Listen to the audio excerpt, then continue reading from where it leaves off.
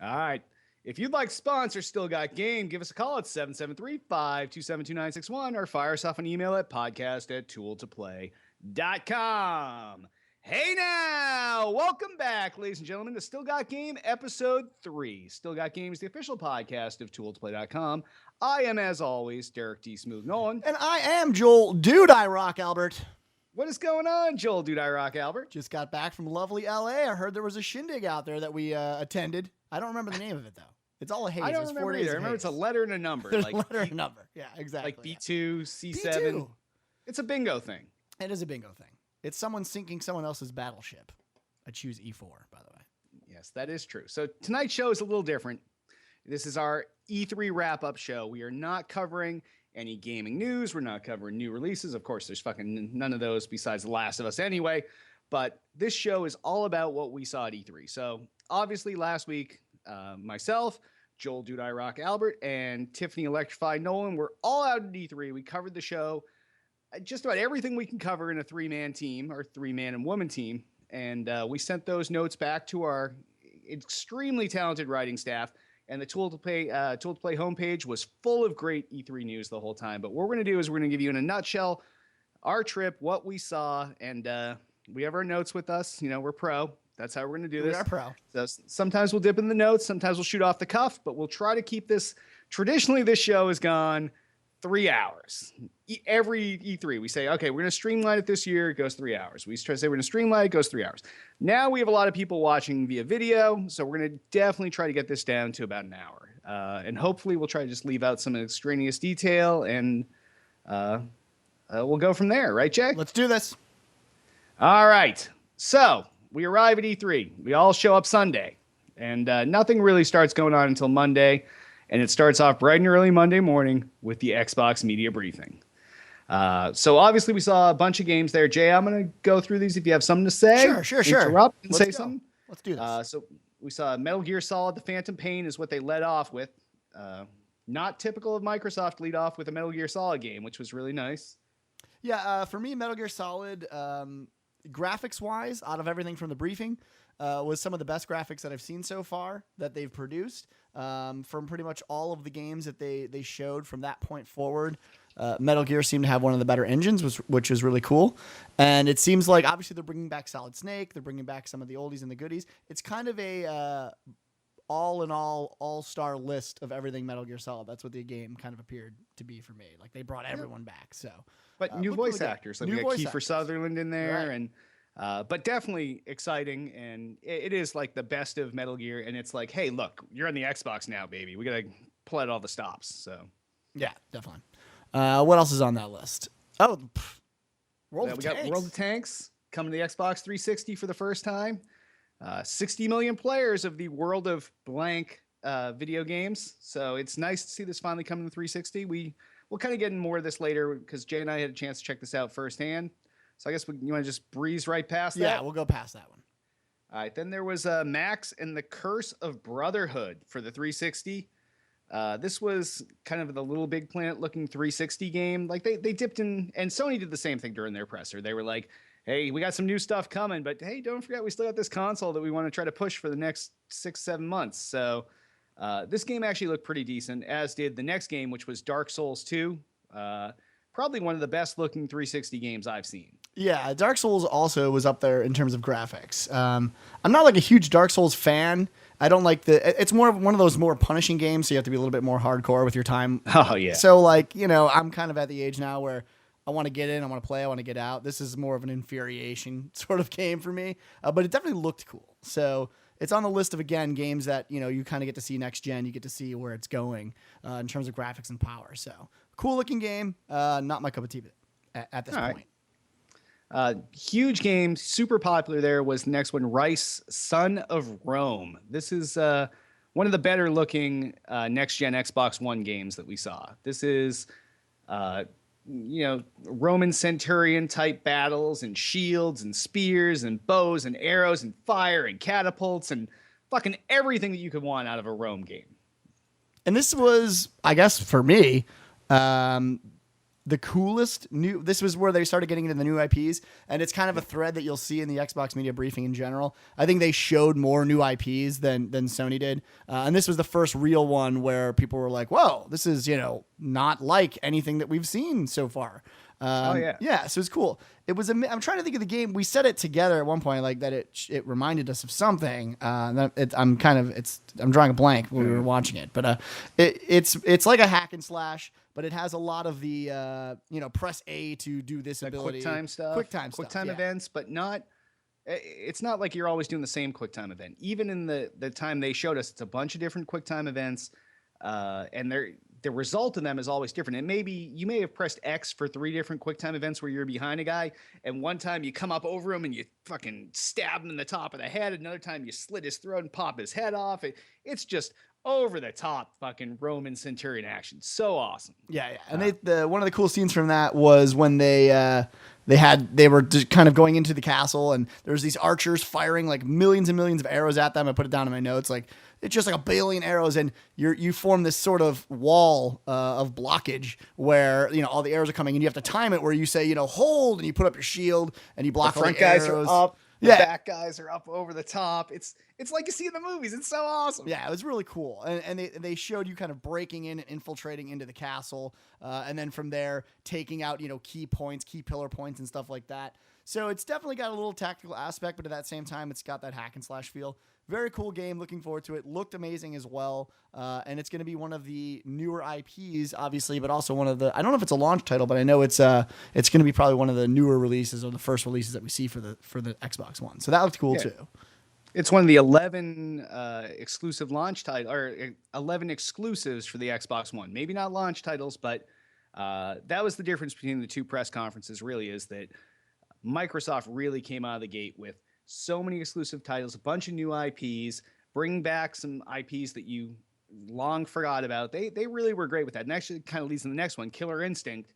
Awesome IP. Everybody loves. It's been too long since we've had a Killer Instinct game. Definitely. And I think the crowd went apeshit for this. Yeah, I think that's an oldie but a goodie, where like people saw the logo. It's one of those scenes where you see like they just see the logo and then people start screaming. Right, like they see the logo and they're like, "Oh my god, logo! Oh, we know what it is," and they start like freaking out. So that was definitely top for me too. Kind of see something like that. So that was cool. See Killer Instinct.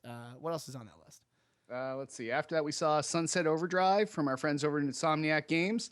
Always a PlayStation developer. Then they came out last month with Fuse, an awesome team-based, squad-based co-op multiplayer game. And now they come out with this, which is. This is so over the top. Like, my notes for this are completely useless because it's just me fucking skeeting all over the notepad. But it was like the over the top weapons that you would see in like the Ratchet and Clank style games. And it looked like a lot of fun. The graphics were phenomenal. You remember this one at all? Yeah, this one was the one where I just wanted to see more because they didn't really. It was more of a teaser. It's a teaser, yeah. So this is one that I'm kind of waiting to see, but it looked amazing. Definitely looked amazing. All right. And then obviously Forza 5 was covered. I know we got a lot of racing game fans on the site. We saw some car that you guys would have all fucking blown a guy to check out, but it was a pretty sweet car. I'll give you that. But the game looked great, and they had all kinds of advancements for that game.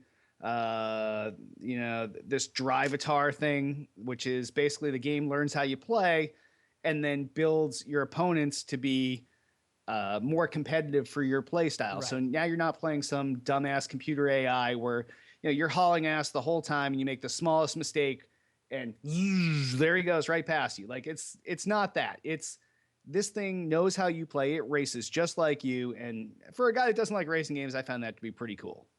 Yeah, it's an advance. It kind of reminds me of like what they're doing with like Madden and all these other games. That's a big theme we saw there, which is they're taking even the old games that we know and love, like Forza and like all these games, and they're attempting as best they can to add something new to the game. And this is a really great example of that. This was their big example of cloud computing and what can be done harnessed outside of the actual physical box that you buy. And this is something I think in the future that we're really going to have to pay attention to. This is the the way they described it, this is the very beginning of what we're going to see with cloud computing. And this is where Sony's got this too, and maybe we'll get into that. But this is, I think, where you're really going to see the future of the box coming to light, and where it's different than your Xbox 360 or any console from before. They're utilizing the power of cloud to actually do computations off of your system. So this is cool stuff. This is hopefully the beginning of something even more special with Forza. Yeah. Yeah, good stuff. And I think they showed that this is the perfect example of those things that don't need to be done locally, don't need to be done in real time. It doesn't matter if right now I've computated all the shit I need to have a race with myself later. But as long as I'm pushing it all to the cloud and they're doing all those computations offline, next time I come back and play, boom, there's my Drivatar. It's all fucking jacked up. So it's a really cool concept. And this is the first of the first gen titles to take advantage of this, I think we're only going to see this technology get better and better as this generation goes along. Yeah, definitely. All right, and there we went right to Minecraft, which is the same 8-bit stuff in super high res. Kind of skip that. Yeah. Yeah, exactly. Then we went to Quantum Break. You remember this game, Jay? This one I actually don't remember. All right, Quantum Break. Well, now but is this the TV series one? Yes, this is the game TV show combo. So basically they're trying to do, and this is the one they showed off in the original Xbox reveal event.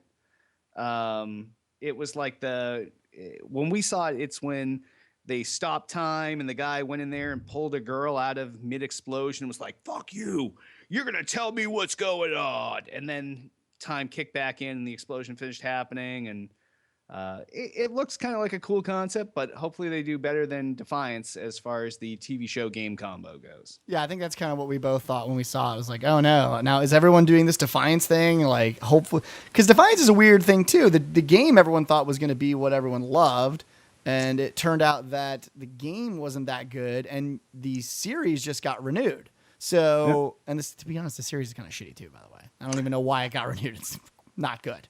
Well, it's better than what they have. Apparently, it's better than what they have. Yeah. So that's an interesting combo now that they're trying to pair up both these mediums to try to sell more games or get more viewers or however you want to look at it. But this has a cooler concept than Defiance. I think Defiance was built around the MMO and the story felt very like attached onto what was going on.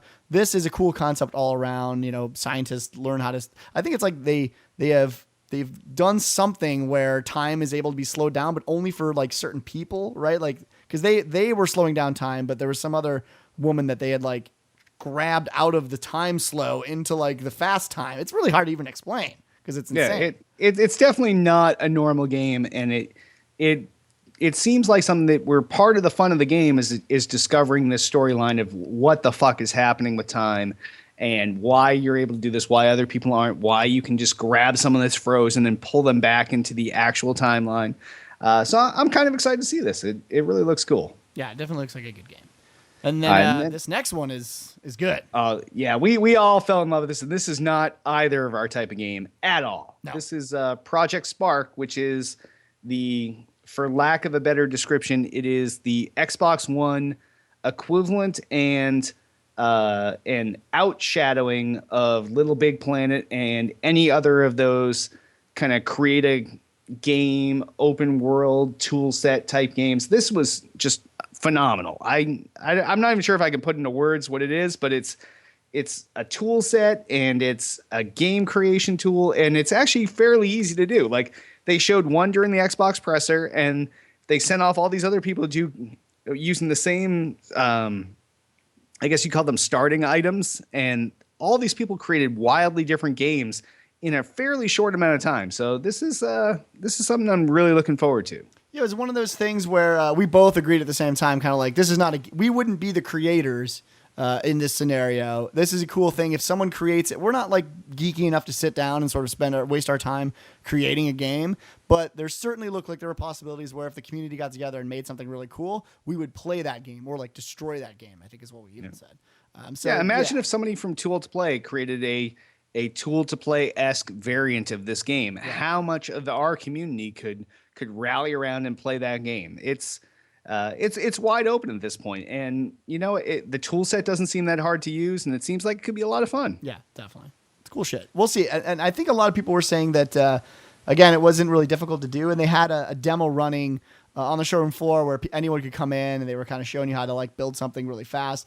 But like the devs up there, they were building stuff like crazy fast. They did a time lapse thing. Yeah, they did do a time lapse thing, but they sort of showed you the seeding of how quick it could get from one place to another, and then obviously after I think they had the example was over the course of 3 or 4 days, what they had come up with, and it was just like insane, right? There was like they had I think a little pet rock in the beginning, and at the end that pet rock had turned into like this mech rock, what they called, and it was like 5 times bigger than any of the little players, and you actually could get in it and control it. So I mean, the ability to expound upon one idea is I think what was the most impressive about Spark.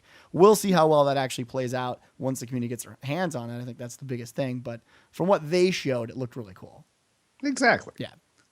And then the next couple things that they talked about were obviously huge advancements just for Xbox Live and the Xbox as a platform. One being the DVR capability built in where all of your gameplay is being recorded, and there's this upload studio where you can quickly edit a clip, boom, push it up. That kind of goes along with the Twitch TV integration where now, hey, whenever you're playing, boom, hey, I want to stream this to Twitch, and the game automatically gets populated. It automatically goes out, announces it to your Twitch followers, and now everybody is a broadcaster on Twitch. Not just cool guys like us, but normal people like you. You can all be like us. And I said that with a straight face, and that was just for you, LB. And the other part of the non-game portion of this was they announced that they're switching from Microsoft points down to actual currency, which people have been clamoring for forever because Microsoft points never lined up with your actual dollar value of your purchase. So Microsoft was always taking, they had 50 cents years, they had $1 years, which doesn't seem like a lot, but you take it over millions and millions of people. That's a lot of money for them to be holding on to and them making the interest on versus you.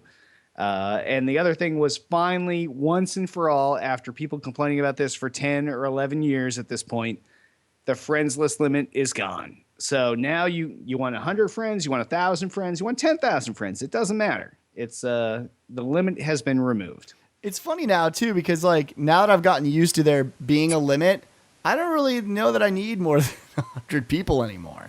You realize once it opens up, everybody from the site is going to be like, oh, now you got space. You can add me. Oh, you're not supposed to right, to our friends. Can't wait. Yeah, exciting. Well, it's like people bother you, right? And you're like, let's put it this way. Now I use the Xbox as my Netflix box. And so, don't bother me while I'm watching Netflix, right? Leave me alone. I guess, but maybe you'll be playing some more games now instead of just on the PC and using the Xbox for Netflix. Well, I will say there's a lot of exclusives, right? And that's always what gets people off, person like me, off of the PC because there's something I can't play on the PC. There's plenty of those games. And again, I feel like this was like brushed over with all the media coverage. Xbox showed more exclusives. There were more exclusives to look at. There's more, I think, right now, at least out of the gate, that they've talked about that look really good. We'll get into the stuff that I liked about Sony, Kingdom Hearts being one of them, but that was like one out of, however many. Like Xbox seems to have a lot. Microsoft blew them out of the water with this. Yeah, they definitely did. All right. Well, at this rate we're going, this show is going to be really long. So I'm gonna change this up a little bit. I'm gonna kind of go through the list, and if you have something to say, you can say it. Otherwise, we're gonna move on. I love it. All right. Crimson Dragon looked good. No sound. Yes, and no sound. They were pissed. Yeah, that was awesome. No sound. Dead Rising 3, the most insane amount of zombies I've ever seen in the game. Looked crazy, stressful, annoying, and fun at the same time. And it was kind of one of those mindless games you just pick up and have a good time with. Yeah, the best open world zombie game that we're gonna see. So I'll say that right now. So if you're into and there's always a lot of zombie games out there. So if you're into zombie games, best one. By the way, exclusive. So yep. Most definitely. Yep. All right, and then Witcher 3. We'll come back to this later on. Witcher 3 is obviously something that we had a good time with, and we will get back to that. Yeah. Battlefield 4. Awesome, but we'll come back to that when we go through our EA appointment in a couple days. Below, which was, what the fuck is Below? This is why we have the notepads. This was the dungeon crawler they showed off. Nothing to say about that. I would say so too. It looks okay. Yeah. Yeah. And then we had the ultimate skeet moment of the entire press conference. Fucking shrouded guy walking through the desert, sand blowing everywhere. You're like, what the fuck game is this? Is this like a Prince of Persia game? Is this, I don't know what this is. And then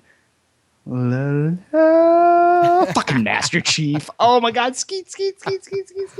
It was, I've never seen so many people in the same room skeet at the same time. It was gross. Don't you think it's weird that, like, in a way, okay, so that was really cool, and people, but after that event, like, no one really talked about Halo 5 because I think I will say because nobody knows it doesn't even really exist yet. They're just like, let's make this little thing so they know it's coming. Yeah, but at the same time, like, in a lot of other E3s in the past, that one little like trailer would be what people talked about for like a whole year, right? Like waiting up. The problem is there was just so much awesome stuff so this much year. Good shit this year that can't carry it until that comes out. Right. I just thought that was really kind of interesting. But yeah, I mean, everyone did skeet. There was a skeet fest. The floors were not safe to walk. No, it was dangerous. Yeah. And the last thing they showed off was Titanfall, which we all loved, and we'll get to that later when we get down to EA. All right, so then we hopped over into the EA press conference, which, once again, for the sake of time, I'm just going to bang through titles, and if you have something to say, you can jump in. I'm going to jump in on this first one. They led off the press conference. Last thing we expected, Plants vs. Zombies Garden Warfare. This is like a class-based third-person shooter. Nice co-op game, very kid-friendly shooter because you're shooting the Plants vs. Zombies, not like the brains, like not those zombies, but like cutesy little cartoon zombies. So, Tiff and I are really excited about doing this one with the kids. Yeah, I think this one overall, this is again a shocker one, right? Like we thought it was going to be something completely different. First of all, the trailer makes it look like it's Modern Warfare. We're at EA, so we think, oh, this is going to be Modern Warfare, or I'm sorry, Battlefield. But clearly it's not. So they had like the fake trailer for Battlefield, but it wasn't. Yeah, they were showing just enough letters to make it seem like Modern Warfare, and you're like, wait, but we're at EA, not Activision. What the fuck's going on? It was so confusing. It was really quite good, and I mean, we got to sit down, and essentially when we saw it on the showroom floor, it was the same thing, so we don't really need to talk about it twice, but it really looks great. They showed an extended version to us on the showroom floor that really showed a little bit more of the boss battles and a couple of the abilities that we didn't see at the demo. But regardless, this is a game that I think people are going to pick up. I really do. Like, I think this is going to be I don't even want to call it a sleeper hit because it's a new IP, so it's hard. People are just seeing it, and they're sort of formulating what they thought, but really, really cool stuff. Like Derek said, very kid-friendly, but an adult, I think, will love this. I mean, it's class-based. If you're into the RPG element studs, you could be a healer. You can be sort of a tank, more of the DPS, long-range, melee. But at the same time, you're killing zombies, and it's super hilarious, right? So It's one of my favorite even the boss battle they show with the disco zombie and then that other zombie that has a little baby on the back. It was just fucked up all around. Yeah, good game. Most definitely. Then we saw Titanfall. Is there one of my two best games of the show? Titanfall is interesting because the whole time I was like skeptical. I'm telling Derek and Tiff, I'm like, it looks okay. Like, I mean, why is everyone flipping out? And then when we finally got to go see it on the showroom floor, I was like, okay, that's the best game here. Because it literally, I mean, it took a little while to sell me on the idea of mech. And I'm not like a huge mech guy anyway. But I kept thinking like the balancing issues are going to be shitty and it's just not going to work out right. And, it could be good. But all of that stuff went away when they did the extended demo for us on the showroom floor. So that's probably one of the best in show. Obviously, you've got your Destinies and some other games that are also really way up there. But new IP, right? Like new game out of the gate. No one's seen it before. No one even knew what it was about. This is Respawn Games coming out of the woodwork. Everyone knows them as Infinity Ward. Obviously, they're not anymore. But it's those guys. And to be honest, I think a lot of people thought they would fall flat on their face. Like, like they have a lot of pressure under them to come back and show Activision and be like, yeah, that's right, bitch. You shouldn't have sued us, motherfucker. And, which is basically what they did, right? They were like, suck it. Titanfall, bitch.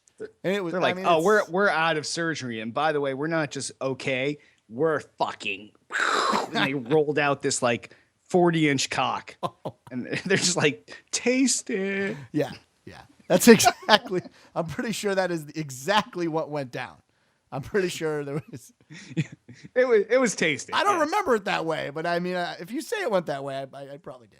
I'm pretty sure that the first time they were setting up the booth and they had all the other vendors saw it, that's when the taste it moment occurred. Like when Activision was over there and they're like, hey, what's going on over there at EA? What's up with Respawn? They're like, taste it. Yeah. So definitely great.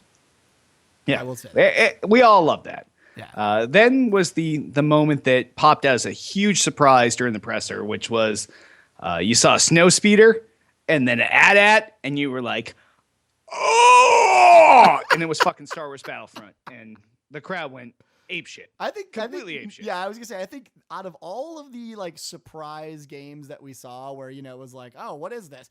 More than Halo, more than Titanfall, more than Destiny, when people and they didn't show shit. Like literally, Star Wars Battlefront was like they said 20 AT-AT, seconds of CG. Yeah, like AT-AT. Dude flies by on a speeder, Battlefront, and it was literally just to be like, yeah, we're making this shit. Like they probably just started yesterday, but they were like, we just want to let you know the shit's that's gonna happen. And this is directly from this Disney purchase, so it just goes to show what money can do once you push LucasArts out of the way and you get some actual developers to get on these IPs. So Battlefront is one of my favorite games of all time. So if they don't fuck this up, it will probably be on my list of favorite games I've ever played. I'm praying they don't fuck it up, but this is a game that people have been waiting for years. So I'm just glad it's happening. That's all I care about. Oh, most definitely. Yeah. Then they went into Need for Speed Rivals, racing game. Need for Speed. Yeah. Need for Speed. Dragon Age Inquisition. People were big fans of that. Yeah, Dragon Age is okay. I mean, I don't know. A lot of I would say EA had a great briefing altogether. There was a couple games in there that like I don't care about, but a lot of people did. Like so, right after Dragon Age, we obviously went into the EA Sports thing. But did you care about any of this EA Sports stuff or no? No, EA Sports. We'll just give you the titles: NBA Live 14, better, newer, real-time stats. Madden NFL 25. Besides the confusing rename, better, newer, real-time stats. FIFA. Better, newer, real-time stats. Yes, but Drake likes to play soccer. That's the one thing we've learned. That was our takeaway. That's our takeaway. So if you guys listen to Drake and you wonder what he's really rapping about, it's football. It's always soccer. Yeah, football. Drake does not like to fuck around with names. It's football to him. Drake does not appreciate the Americanization of football. Right. It is not soccer. No. And Drake knows soccer. And it's called football. And Drake knows soccer. There's nothing Drake knows more. I love you think Drake knows music or acting? No, Drake knows soccer. I love when these PR teams do this. So like, who can we get to like promote FIFA? Does Drake like soccer? Drake loves soccer. Let's get Drake fucking freaks of soccer. Pimping bitches. He's playing soccer 24 hours a day.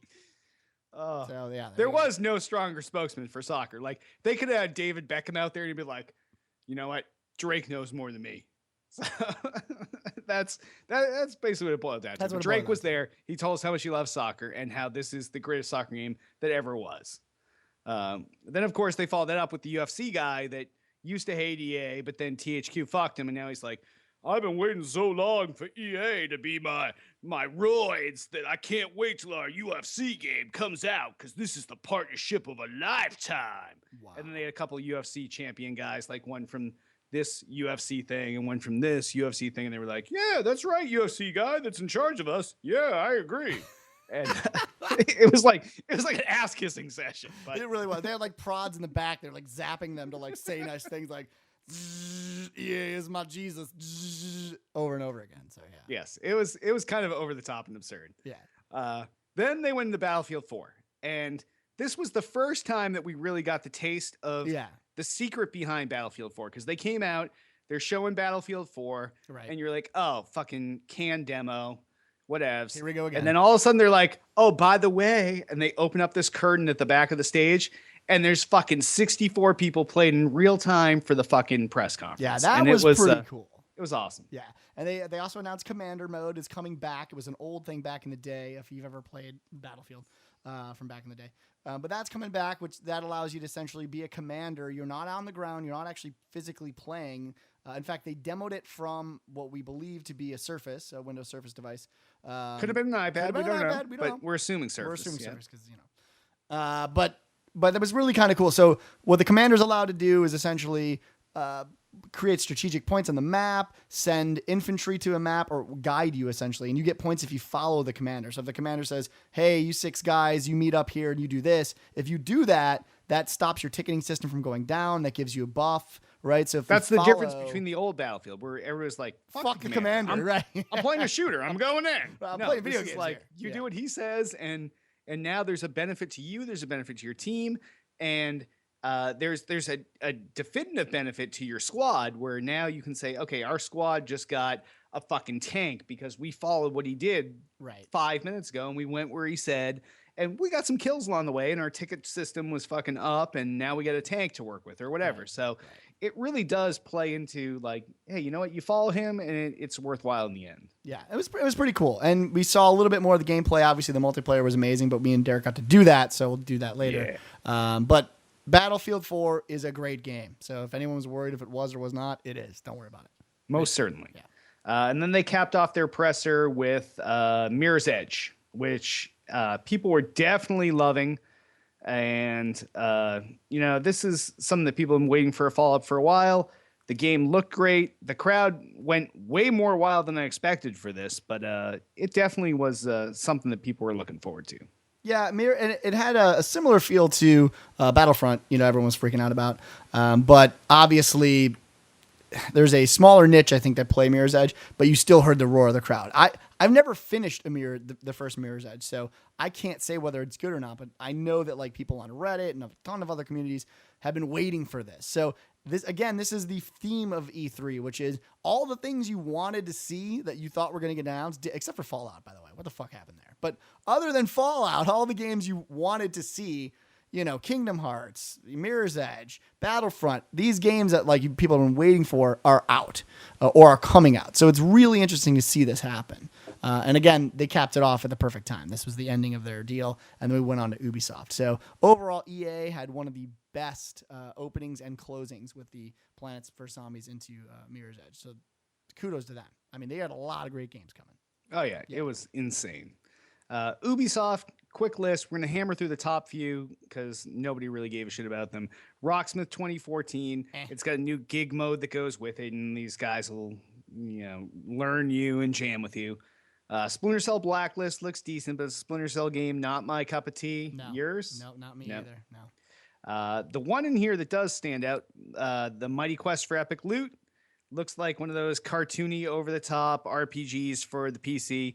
I'm actually interested in this, and I signed up for the beta, but I wasn't going to pay to play the beta. So I'm looking forward to this at some point. Yeah, this was kind of a new deal, I think, and it looked interesting. I don't like that in these particular cases when it comes to loot and all these types of games. Usually, free to play model doesn't work too well for me, but it looked cool. It's interesting, right? It's something different, which is again the theme that we saw here. So. I don't hate it. I welcome anything like this. So we'll see what happens. You'll get it and you'll let me know. So we'll be fine. No, yeah, I will. Yes. Then there was The Crew, another racing game, not from the not Forza, not GTA 11 or 27 or whatever. I'm not GTA, Gran Turismo 11 or 27 or whatever they're up to now. So no interest in this. It kind of looked kind of shitty. Watch Dogs we've seen now for 2 years or at least a year. Looks awesome. Yeah. We're just waiting for it to come out. Yeah, Watch Dogs is the same shit they show us over and over. Yeah, no one needs to know about that. You've already seen it because it happened last year as well. So you just go back and watch it again. They showed more gameplay and we got to play more of the game. But still, let's see this fucking game. Let's get it out already. Get it out there. Let's do this.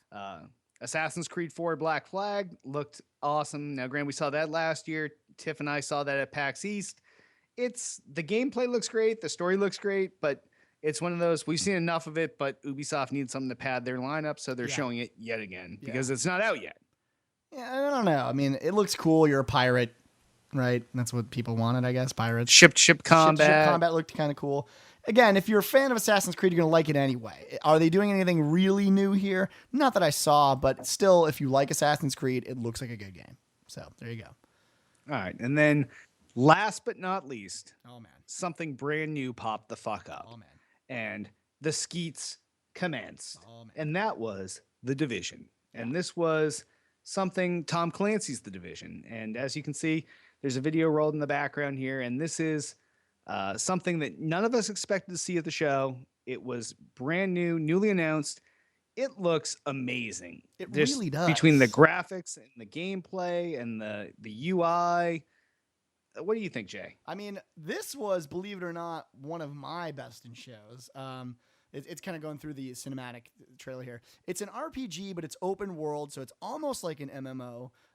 It's got the RPG elements, but it's still a shooter, and it's the production value, I think, that really got to me, right? It's like, it's not that it's necessarily new types of gameplay. We've seen this type of gameplay before. We've seen this type of game before, but it's the mixture, the way they've sort of done the production value of it and put everything together. So you've got the RPG elements, you've got your shooter elements, you've got really well-designed looking maps, a really lifelike city. I mean, you can see it here. It just the UI is great. insane. Oh, like it's out of control. you look down at your gun or your wrist, and the UI kind of pops out at you. It's not a UI that takes you out of the game. It's almost like UI that brings you more into the game. Yes, definitely. Instead of pulling, you see the map. You're kind of standing on top of the map, if that makes sense to you. You'll see it here, like even the wrist UI that we're showing right now, and here's the map UI, so you can see kind of where you are on the map. All these things put together just make the game. You're never taken out of the game to look at a map. You're never taken out of the game to look at like small things like inventory. Everything is built in. So a game like this doesn't really come along very often, where they really kind of break the mold in so many different ways. And so this ended up being one of my best in shows, if not my best in show. And I can't wait to get my hands on it and actually play it. I mean, it looks amazing. So No, I agree. In my top 3.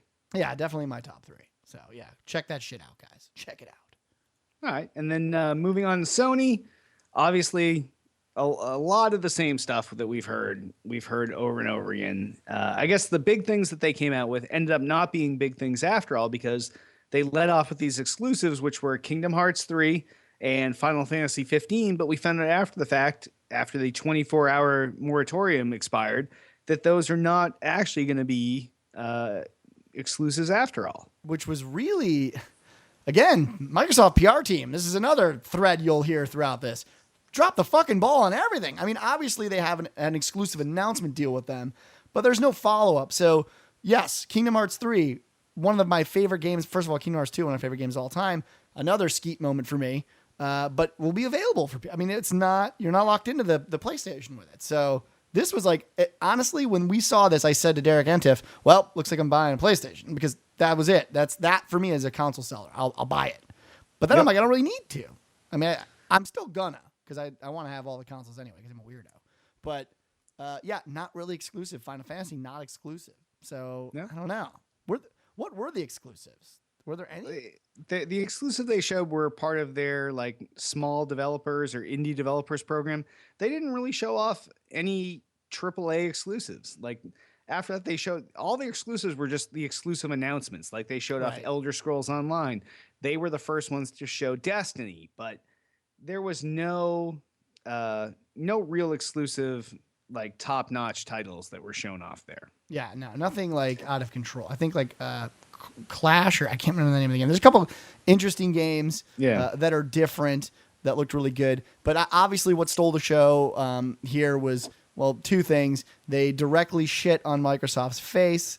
Jack Tretton literally like he was so proud of himself that Microsoft went first, and he was able to like look at the list and be like, oh, by the way, and he held up a slide that was almost like the Microsoft slide, but it was the opposite. And he was like, oh, by the way, we got this. But that was one of the more frustrating parts of E3 for all of us, because watching this from the inside, we saw the reality and we saw what the internet was getting from the other side of things. Yeah, it was really strange. And media did a really poor job of explaining a lot of And again, it wasn't really media's fault either. It has to be shifted back onto Microsoft, and probably like next Microsoft week we'll PR, yeah. yeah. I mean, next week we should almost do a show dedicated to the fuck up, because it really is important, I think. But what happened was we all saw what we saw, and then of course, because everyone has to be the first to get news out, no one really did any due diligence, and no one really read between the lines. We again, these exclusives weren't really exclusives. The family sharing plan that Microsoft has, which that allows is you the to share, greatest thing that's it is. And granted, They the could have details of that are sold still kind of unclear, but But why it's are they shady? insane. They shouldn't be. It's the fucking greatest thing ever. But they didn't describe that. That wasn't really presented. How you sell games is. So of course, when Sony's big thing that came out of this, and we could almost wrap up everything just with this, is that there's no DRM. They released a video shortly after about how to share discs with friends, where he jokingly hands the disc to his buddy and says, "Hey, I've shared it."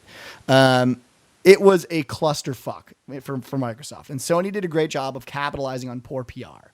So what you take away, and it's funny because everyone said this, even in Reddit and all these other places, essentially Sony won this whole thing by just not doing anything, right? Like the win was to just the status quo, do what consoles have always done for years and years and years, and not push any technology forward.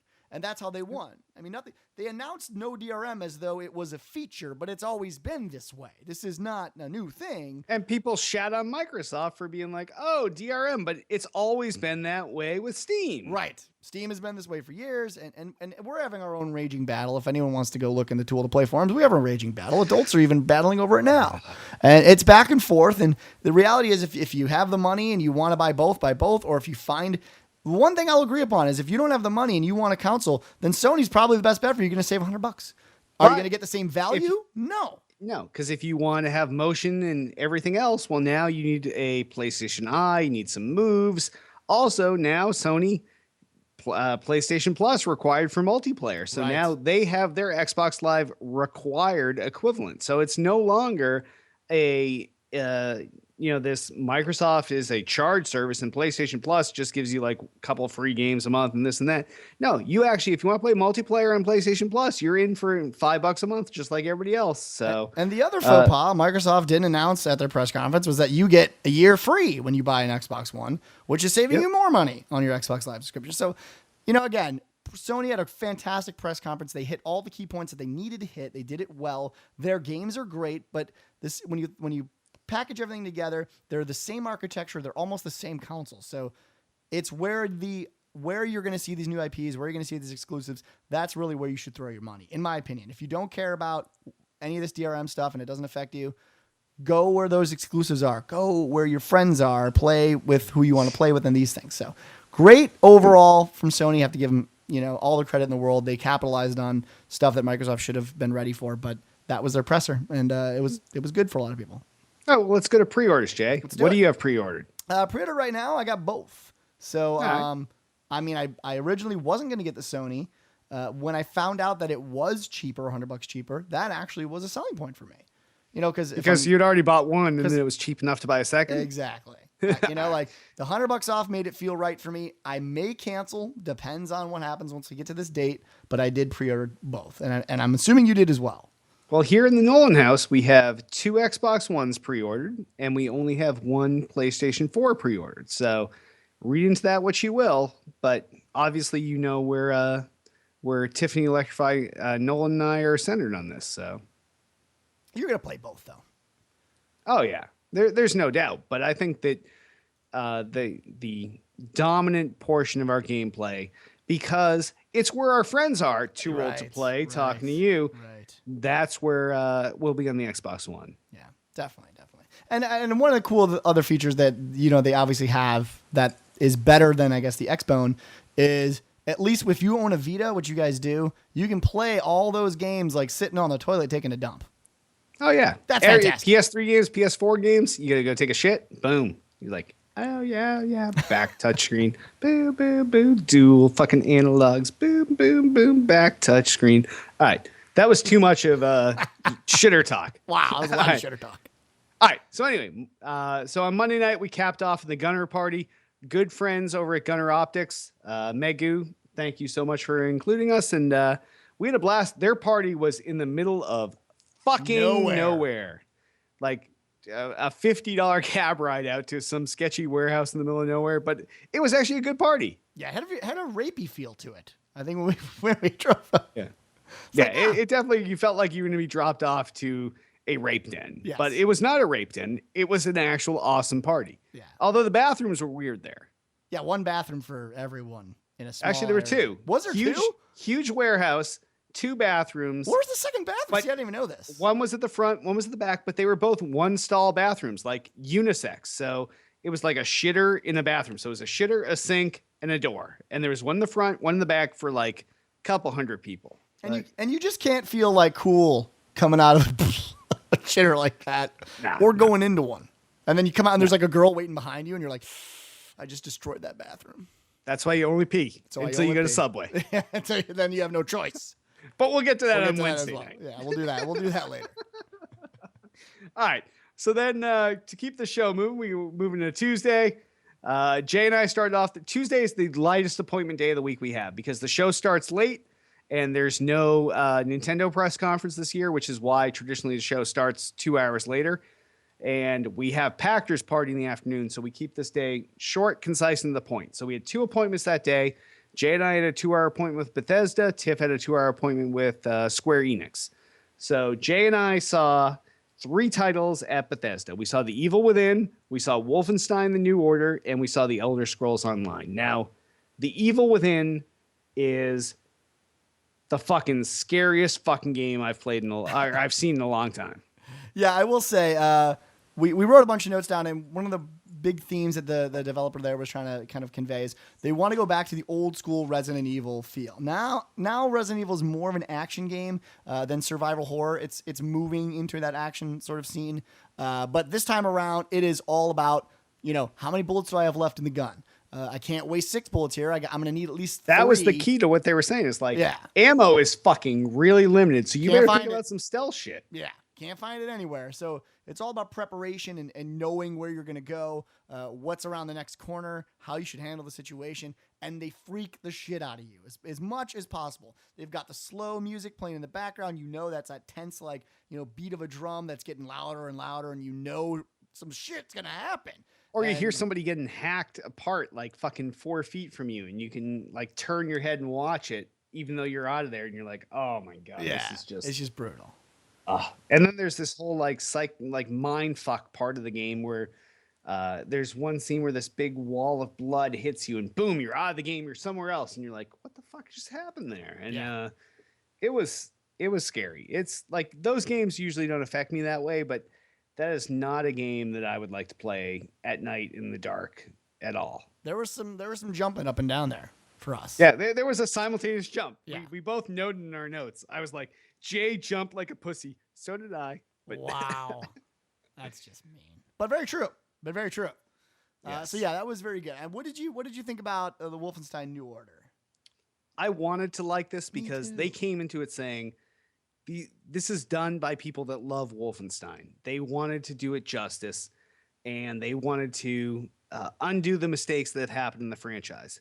And to some extent they did, but to another, they kind of did a disservice. And I feel like they almost tried too hard. They tried too hard. Yeah. They- Do you get that same feeling Yeah, too? I mean, I walked away bummed, honestly. Like, and again, we don't know. We haven't played it. We were showed a demo. We were showed, you know, an extended demo. It was actually quite long. I played it. Did you put your hands on it? Yeah, I played it when you were playing Elder Scrolls. Oh, when I was playing Elder. Okay. I mean, Yeah, it was not. It's a worth the hype. regular. It's a regular shooter, right? Like, if you want to go kill Nazis, and again, that's no fault. This is the problem with nostalgic games. Back in the day, just shooting Nazis was super fun, and that's all you could do for hours and hours and hours.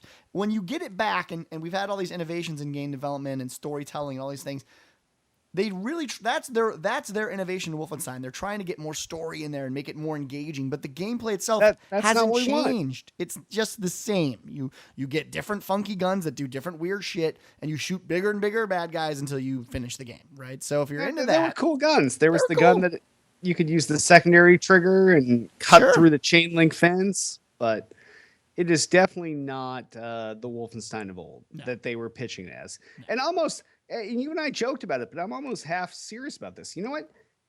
Forget the Z dimension. give me a XY Wolfenstein shooter with good modern graphics, no stairs, no elevators, no ramps. I don't care. Like that was a fun game, and if you do it now with modern graphics, I would still pick that up. Yeah, it's almost like for a nostalgic game like this, they need to go back to the nostalgia and build it on that same platform. Like, don't, they always want to take it into the 3D world and do something special with it, but it just doesn't work. That's not how it was before. And that's not why people fell in love with it. So people just, I don't know, it's just boring. I don't know. I'm really sad because you got to compare it against the AAA titles, and you can't. So if you can't compete against a AAA title like fucking Destiny, and you got fucking or Titanfall, and you got fucking jetpacks and all this other shit, fuck that. Just tear it back down to X and Y coordinates, give it some nice graphics, and that's where you're going to compete in the 2D but 3D looking fucking like retro shooter. Like they could have kicked ass in this market, but instead they try to compete with the big boys, and I think they fall shy. Agreed. And then we saw what? Oh, Elder Scrolls Online. And for me, I'm playing a little bit in the background, but for me, this was really quite a jump from what we saw the year before. We saw something the year before. They actually ended up going back, redoing all the gaming systems of it. The combat was completely revamped. The engine was redone. They're really serious this time around. That was the big thing that I saw. They changed. They brought back, the Skyrim, first person view. That was a huge thing. They didn't have it at the demo, but they showed it to us. They brought back a lot of that Elder Scrolls feel that people are used to. I think the initial reaction was, oh, this is World of Warcraft, but now it's just an MMO for Elder Scrolls, and people got pissed. They really have done a lot to try to make it much, much more like the Elder Scrolls that you used to know. This is a very good move for them. Because anyone that really had doubts about them being an Elder Scrolls game, I think that's going to be washed away. I got to play for about 30 minutes afterwards. They've redone their whole combat system, so it's nothing like World of Warcraft. You actually have to target in order to actually hit someone. You can't just like click on them and tab and shoot your spells. You have to actually play, right? You have to have skill. Yeah, it's an action RPG. It's an action RPG, yeah. So very, very cool. They announced a couple neat things about how they're going to do dungeons at the end. A lot of events out there in the world to try to get people to battle. They showed us, I think it was like 250 plus people on screen in a PvP siege scenario that they showed, which was really cool. So overall, this is not the greatest game that I've seen, but they're making such a vast improvement over the course of a year that I'm excited to see what they finally put out. So yeah, I think they listened to the complaints, because people went in there last year expecting Skyrim Online, and that's not what it was. And I think they've made a big stride to push towards that this year. Right. Yeah. So good shit overall. This has been a big thing. I think opening up the communication lines and developers actually talking to the community and responding. This is a new sort of thing. Developers used to be really close sourced, but you're seeing feedback actually push the development of a game. So kudos to them. I hope they do really well. I think it's ZeniMax that's doing it. Good studio. So we'll see what happens with it. Good stuff. Most definitely. And then the next couple titles I'm going to talk about Third Hand, because while we were in there, Tiff was in with Square Enix checking out a bunch of shit. And I'm just working off her notes and what we talked about with her offline. But she got to see Thief there, which is one of the more anticipated titles. Yeah. The game was in the pre-alpha stage. It was running on a PS4.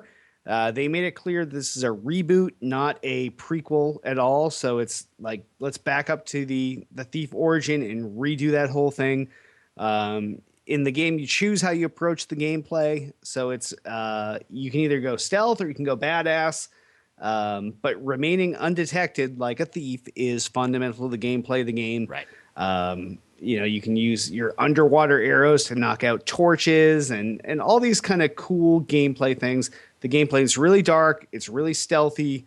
It also has one of those features like a lot of games are showing nowadays. So we can kind of go in this hyper focus mode where you can see things that you don't usually see that you would see if that was kind of your lifestyle.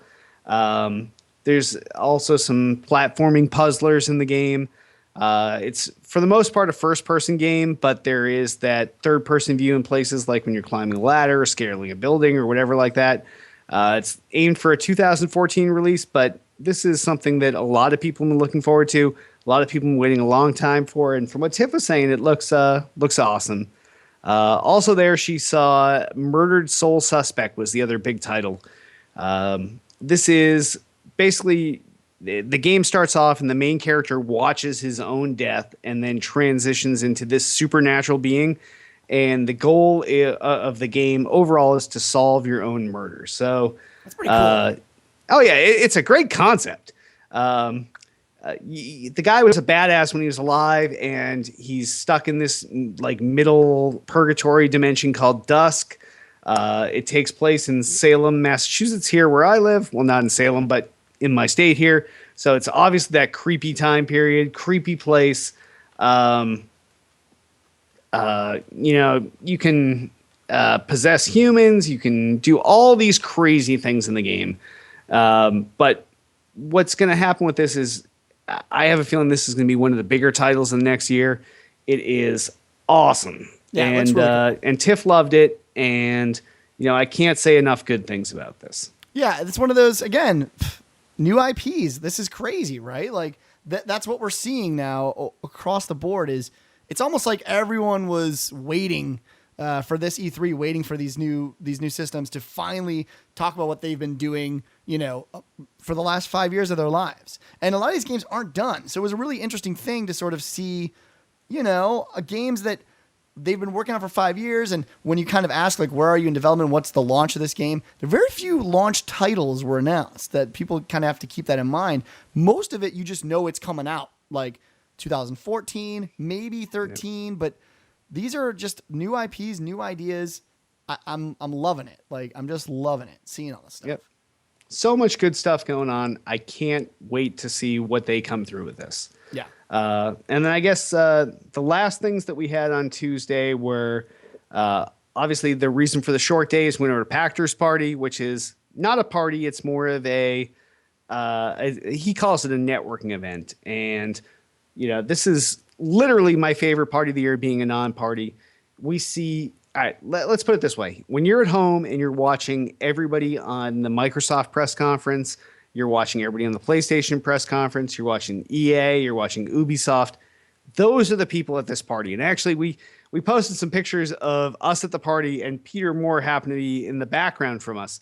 And somebody, yet to be unnamed, was like, why didn't you take a picture with Peter Moore? Because it's not that kind of party. We are at a party with Jack Tredden, Peter Moore, Don Matrick, everybody, the most higher up. We're so fucking outclassed at this party. It's not even funny. Like, I'm not even sure why we're there, except that Michael Pachter, like Michael Pachter hooked on to the Tool Type Radio podcast early on when I was on there, and we kind of built up this thing, but we do not belong at this party. It is everybody who's anybody in the gaming industry is there. We get invited, and it's kind of a special treat for us because you can just walk up to these people. Like, I talked to Don Matrick. I talked to not Peter Moore. I talked to Larry Herb, Mr. Agent Nelson was there. Jack Tredden. Jack. I talked to Jack Tredden. We talked to Larry Herb. Like, I got my 30 minutes of Mike Morheim, by the way, again. Every year, nice. CEO of Blizzard's there, and I essentially get on my knees and I'm like, "Oh, you are the greatest human being. You make great video games. I love your video games." It's true. That's Jay. This was the first year that I actually said, "Oh, you here to?" He actually remembered me, which was really cool. And then he responded with like, "Oh, you here? You know, what are you looking at? Are you into StarCraft? Blah blah." I'm like, "Actually, I'm here to see a little game from Carbine Studios called WildStar." He did not like this. He was not a fan. And then he actually lit a fire under his ass. What I thought was really funny is, I've never heard of that. I was like, really? You haven't heard of? First of all, the team that is Carbine is like 7 people from Blizzard that left. So I have this weird feeling that you know exactly what fucking game this is. But yeah, I mean, just a party like that where you sort of get to see all of your heroes in that industry. We met Dean, obviously, was a huge hero for us from Ubisoft. For anybody that listens to the Major Nelson podcast and you listen to the episode with Michael Bean, and they were talking about Far Cry 3 Blood Dragon. Well, Dean, the god of Far Cry 3 Blood Dragon, we sat with him for a while, and he was a little humbled by the way Michael Biehn talked about him. But he was a character. I mean, all of them are characters, right? That's the cool thing Yes. about a party like this. Everyone's got a different type of personality, and it's everyone from the industry, from the lows to the highs. So obviously, it's really the only reason I go to E3 at this point. This year, being a little bit different since there were actually games to see and systems. So the wrapper of everything was just sort of like mind blowing, a whirlwind, if you will. But this party is the greatest one for sure. And then we, our friends from Bethesda invited us to their bash, so we left Packers Party. We had to venture into the subway system of LA to head out to Masters of Bethesda's Trains. party, which is usually in the closer towards Hollywood, down by Hollywood and Vine. So we went out there, we checked out their party, a blast, and then we finished off the night with our good friends from Twitch TV, and their party was fucking off the hook. And if any of you follow any of us on Twitter or Facebook friends with us, you've obviously seen the pictures from that party, but it was a blast. It was out of control. Yes, it was nuts. It was out of control.